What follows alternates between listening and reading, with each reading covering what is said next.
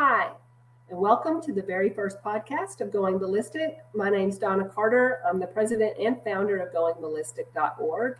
And today we have the vice president of Going Ballistic with us, retired Texas Ranger Matt Coffin. 111, 110.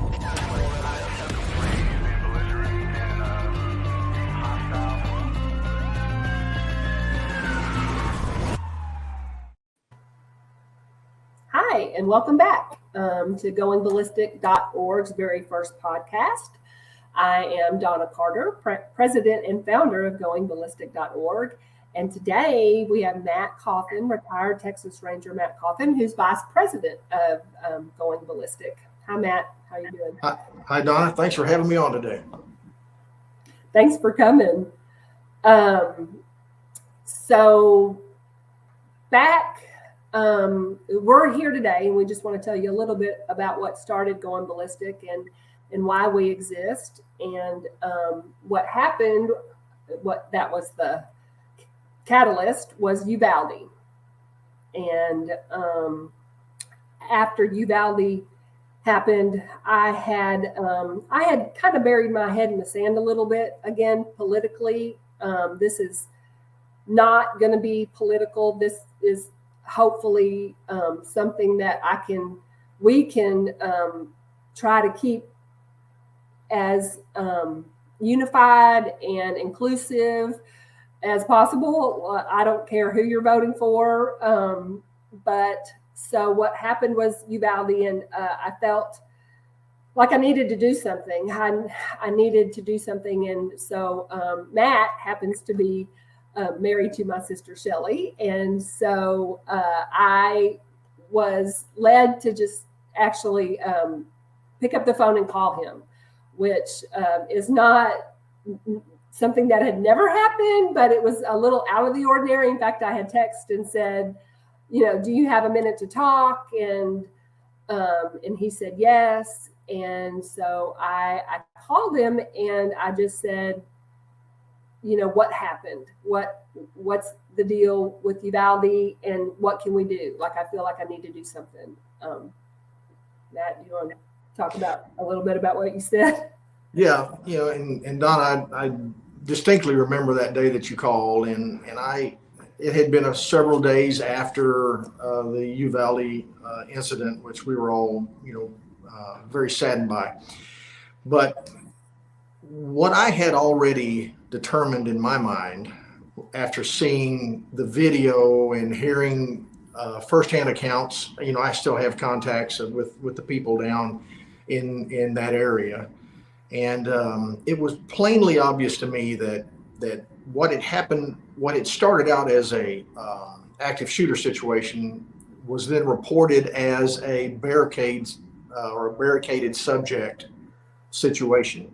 And from what we could tell is that that there may have been attempts to go up to the door to that classroom, and they were met by gunfire coming through the door. And I just, with my years of experience in law enforcement, I had realized that I had been in these situations before, and that in the times that you are in these situations, you have to have all the equipment that you need right then. You can't.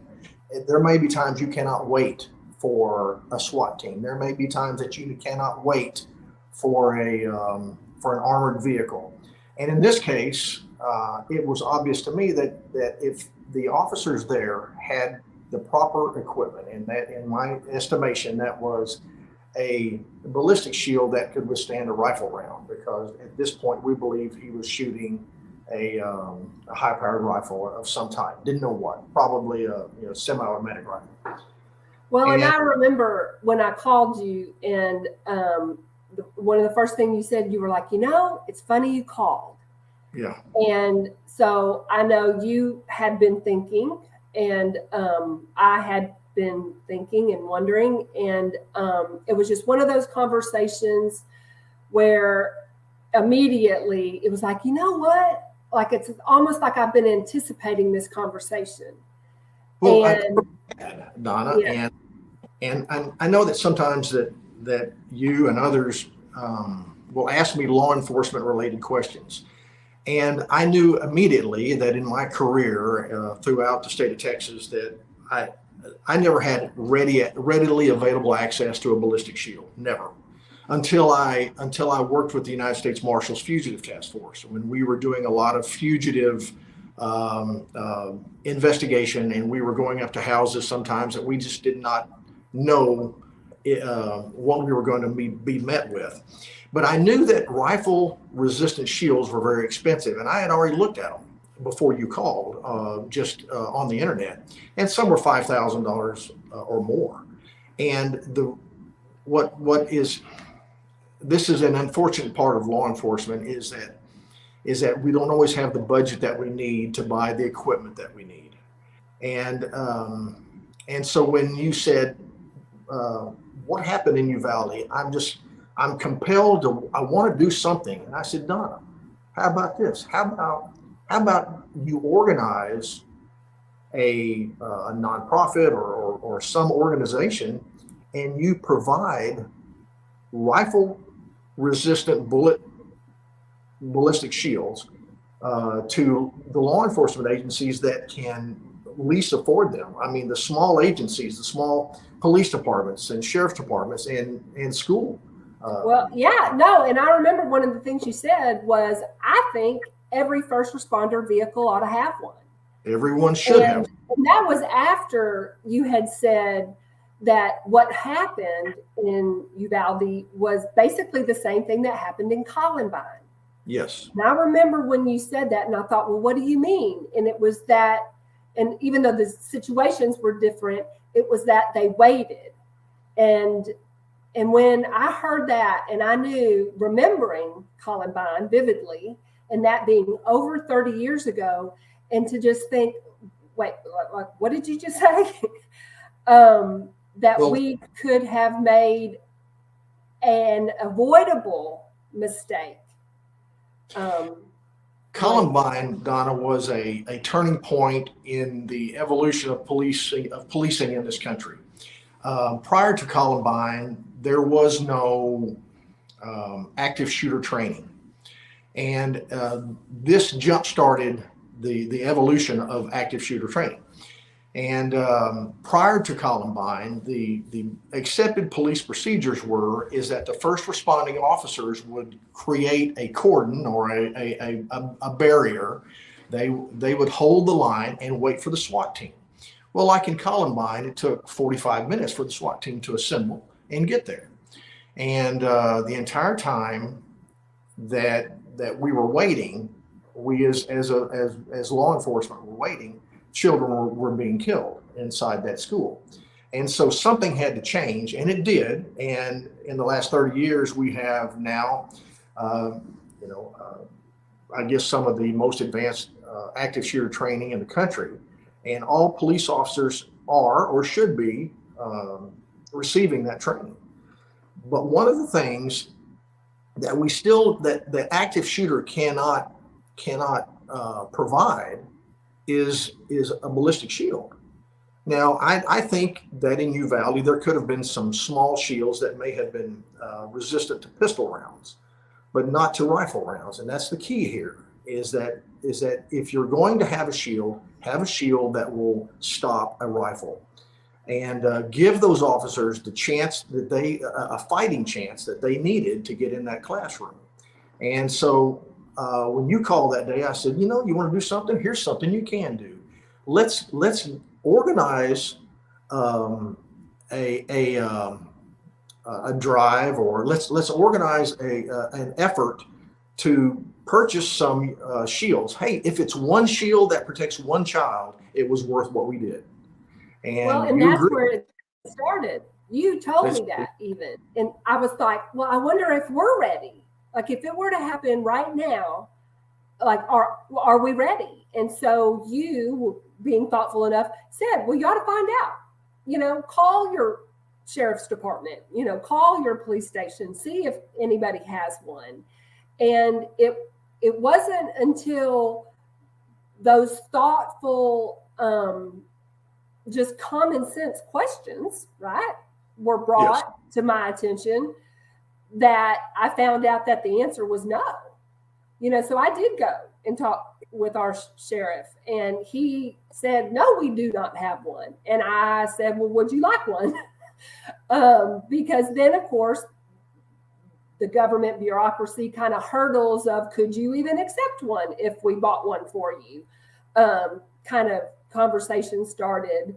And so, yeah, it was almost that, kind of just innocent, naive of the beginning of saying, wow, I can't believe that's what happened. And I wonder how I could keep that from happening to me at our school, or the families that I look in the face, as if it were the community of Uvalde. It made all the difference in the world, because it wasn't until that that I think I had enough personal information to know, what, something can be done. And the things that we're talking about over the last 30 years, the conversations that we're having are just the same conversations. And it's gotten to where it's all just rhetoric around things nobody can really do anything about, instead of addressing what could be done, what can be done. And you made a good ballistic shields are all the answer that we need, but it's an answer. It's an applicable answer, solution to part of the problem. Well, you said something that really hits home in the fact that what can be done right now. And let me tell you a little bit about large agency policing, maybe even small agency policings. The budgets are funny. Budgets are line item budgets, and if those that approve budgets for police departments have not approved $5,000, $10,000, $15,000 for ballistic shields, they're not getting them that year, right?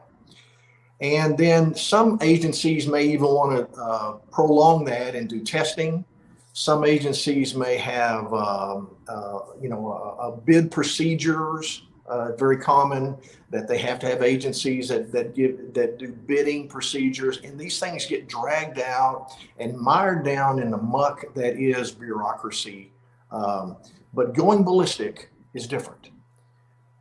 We can, if we have the funds, we can give a ballistic shield out later today if we want to.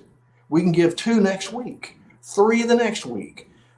It just comes down to we get the funds, we purchase the shields, and they are immediately in the hands of law enforcement. And I would love to see a day that we have a waiting list a mile long of police agencies who are saying, hey, listen, you know what? We could use one of your shields. We'll put it in the shift supervisor car. And that way that supervisor will be there on the spot, and we will give them the training to use a medium to large size shield, and they'll learn how to move behind that shield, move into position, and learn how to respond correctly with return fire if need be. Well, and I know we are doing research around the shields, and that I myself needed to know a lot, and that there's a lot to know about that. And I think our next podcast will be directly kind of what that would look like specifically. But today I wanted to keep it a little more general, just so that you guys can see what we're about and why we are going about it. Because, I mean, without a firm foundation of knowing that it was just someone who knew something had to be done, and someone who had insight like you do of what could actually be helpful in the situation. And then really, I believe that that this took on a life of its own early on. It was a phone call that you and I had, and then it was, a conversation I had at the police station. And it really sort of kind of evolved on its own rapidly in the beginning. And I remember we had people staying at the house 4th of July weekend. And it was the first time that I said the words going ballistic out loud because I'd kind of been, chewing on it and meditating on it. And that was something that I felt was effective because I am going ballistic. I mean, it was that I could not believe what happened again, and that we were still unable to implement something just so right there in our face, like, hey, maybe this would help. And I remember the conversations about, well, should we go in every school, or should we go, to every police department? And in the research that we were doing on the shields, they're not going to send us a shield. Like, we have to deliver it directly to the department allocated for that shield, is what I'm beginning to understand, which I think is a great thing, because then we had to narrow it down, and next active shooter situation in my county may not be at the school. So having it in the hands of the people who have access to the county, it just kind of starts with that, which looks like sheriff's departments. And, the rural communities that we know don't have the budget. I know we've begun to identify and just, we have to start somewhere, right? Exactly. And this is a simple and effective way to do that. Again, no government red tape, no budget hearings, and as I said earlier, no BS. We can give it directly to the agencies, and then we know that they have one. They don't expire. And if they do, they expire many years from now. It's not something that we have to have to worry about the shelf life. A police officer can have this in his vehicle, and he can be ready at a moment's notice. Let's face it. We give them bulletproof vests. We give them rifles. We give them all the tools necessary, but we don't give them something as simple as a ballistic shield. And I'll tell you the reason. It's because of the price. The price point is just too expensive for most budgets in the police world. On one hand, right? But on the other hand, $5,000 for a whole entire county to raise. And that's why I thought, well, I can raise $5,000. I mean, because really, it's a lot of money, and especially for small communities like I live in. But on the other hand, given the day after Uvalde, right? And that's why I felt like time was of the essence, even with this, because we forget so soon. And yes, it seems like, oh, it'll never happen here. Yeah. Well, it's always that way. I was recently a head of a church security, and you never think it's going to happen until it does, and so you have to be prepared. There's evil out there, and I tell people that all the time. I tell you, and I tell your sister, that y'all are living in a bubble. There's evil, and it's out there, and it may be at the grocery store, it may be while you're pumping gas. It is there, and if you don't think it is, you're sadly and sorely mistaken, because you have to be ready. And for these officers to be ready to protect themselves so that they can then protect your children or protect your loved ones, we need to consider donating to Going Ballistic. Let us skip the middleman and give these shields directly to the officers that need it. And that reminds me too. So what the timeline of all of this happening? It was right after that our governor came out with an idea to. He was going to ask Congress for, I think it was $10 million And I remember, seeing that video of him saying, we're going to, ask $10 million for ballistic equipment. And I immediately was like, oh, and kind of like the winds were out of my sails or whatever. And when I called you, you were like, Donna, I would not let it deter you, and just the conversation that you had with me then and saying, okay, let's say they did do it. And let's say they did ask for the money. Like, how long would it be before we actually had the $10 million? And then when we got $10 million, how much of that 10 million would actually go to purchasing the shields and not forming a committee to research about doing the purchases, or you know what I mean, and all that kind of stuff. And it really invigorated me. And I thought, you know what, you're right. Like, race on.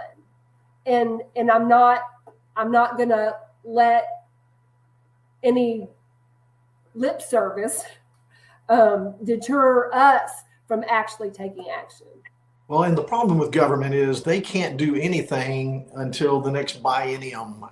And these are, we can't fund that until we get legislative approval, or that we get, we have to go through budget hearings, and, it just gets slowed down. I saw it every day of my career. And you're always hoping for the next budget year, or for the end of the current budget year, if there was any money left over, what can we get for our officers? And that's just the cold hard fact of life when it comes to government budgets. Going ballistic, on the other hand, it's an immediate relief to the police agencies. They don't have to apply for a grant, or if the government says, hey, listen, we're going to give a $10 million grant, here is the paperwork that you need. Well, that paperwork may sit on someone's desk for months before it ever gets filled out. Then it may be months before the funding becomes available, and then it may be months before it's actually checks are actually cut for these agencies, and it just becomes a nightmare. Going ballistic can skip all of that, and we may not give a ballistic shield to every policeman in Texas, but we can certainly do our part. We can get the ball rolling, and we can augment. We can help. We can do whatever it takes. And like I said earlier, if we can save one life, is it not worth it? Of course it is. Yeah.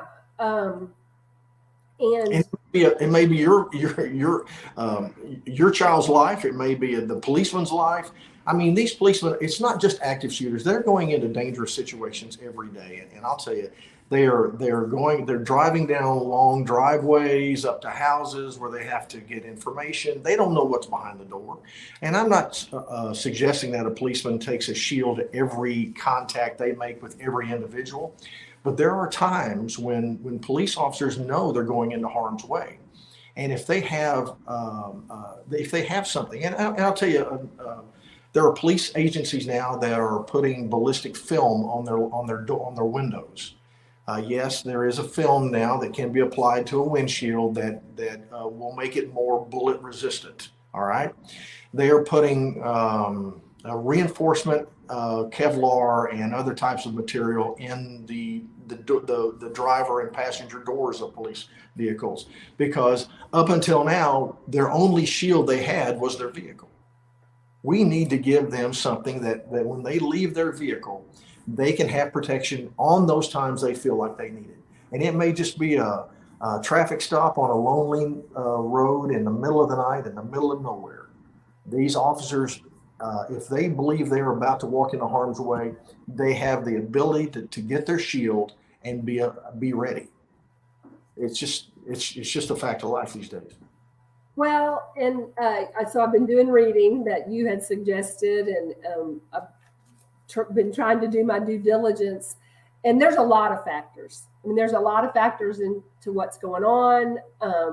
There's a lot of problems to look for solutions to address. This is just one facet that I think can make a difference. in part of what I was reading, there's a posturing that is just a reality. And if, bad guy shooter knows everybody's got a ballistic shield and everybody's protected, by XYZ, then that matters. It matters. And there's no reason that we shouldn't be just equipped, to the gills with anything that we can be, because, crime is on the rise. It looks different, it feels different, and it is different. And there's no reason for us to minimize any ability that we have to use against evil. I agree.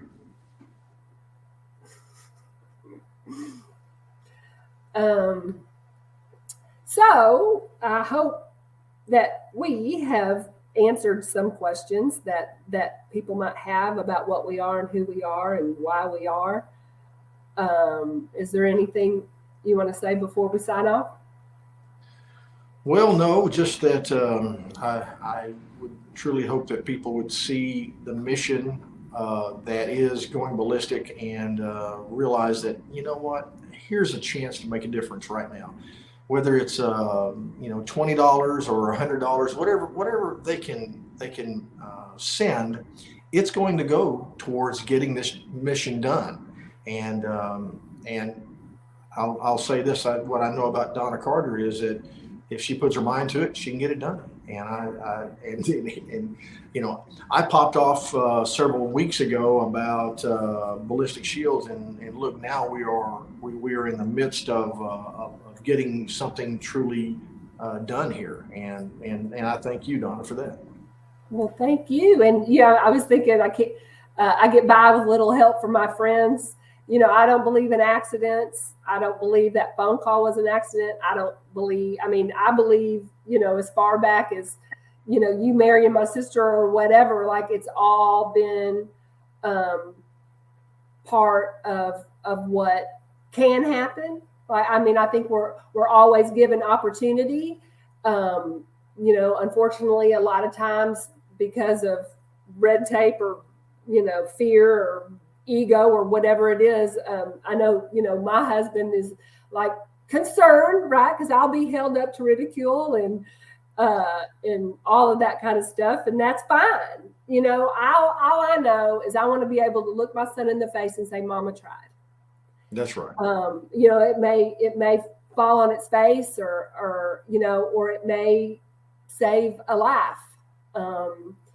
But nothing's going to happen if we don't do something. So I just thank you for stepping up, and I thank everybody else that's willing to join us and as a member or log in at the website or give what you can, and just pray for us and pray for our country, and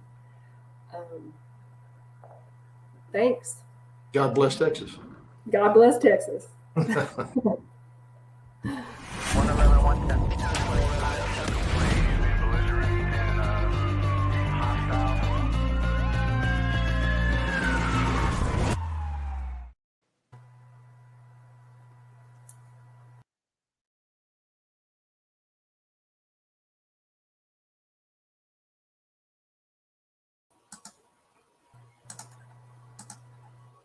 Hey, good job.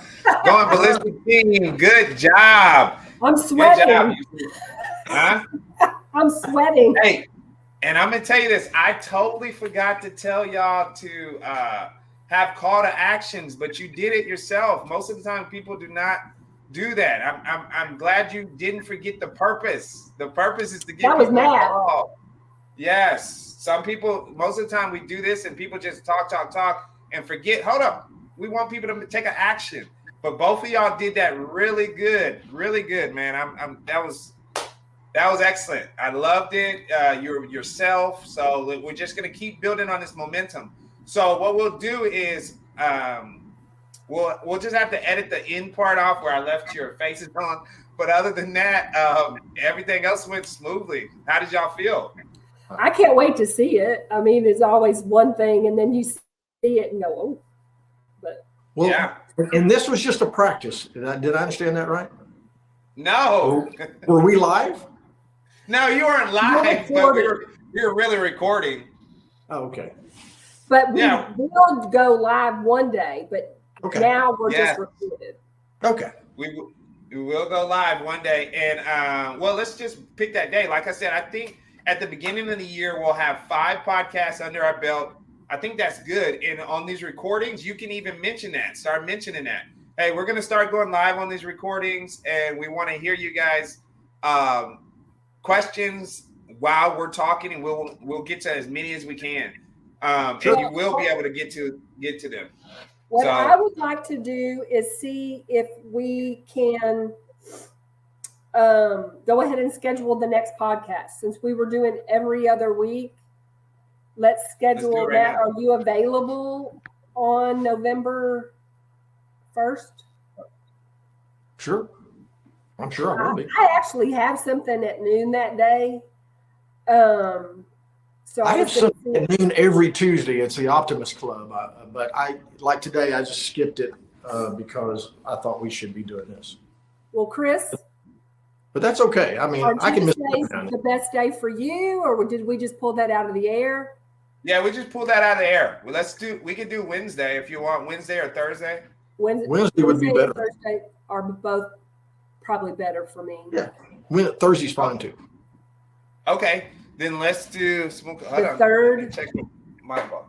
What do you think? This Wednesday or Thursday? Thursday. Okay, can we do Thursdays? Yes. Let's see. Thursday is the 3rd. Yes. Let's mark it down, and then we'll just do 11 again. Okay. Yes. That'll work. Yeah. I just go ahead and put all day because I know between prep and everything else. Hey, but that'll get smoother. Next time we're gonna be able to just lock in this. You know, this is good though. I'm very proud of. I mean, I know y'all are my elders, but still, I'm very proud of y'all because of the way you just flowed. Everybody else is just so nervous, and I'm just like, just talk, just have a conversation, and y'all killed it. I'm telling you. Wait till you see the recording. And now I do have a couple of critiques. Now, Donna, I know you're thinking, but you think and you're like this. We got to focus on the screen, but that'll come too. I'm just telling you. I feel like I stare at myself when I'm doing that. And I'm like, oh, look at the camera. You can't see Matt? Yes, I can. Okay. I was looking at him too. Let me see. Matt, I think that you're just if you just listen to your tone, it just goes up and down sometimes. If we can just I'm telling you, both of these critiques are because y'all are thinking right now. But after a while it'll be more fluid. You know, like you're trying, when I mean thinking, you're trying not to mess up. Right. And now, but after a while you get more comfortable, just talk. So that's the only 2 things. Other than that, man, you did great. Wait till you see it. I'm not just talking. Wait till you see it. You did really good. I promise you. Matt, I know you're busy. If you want to go ahead and drop off.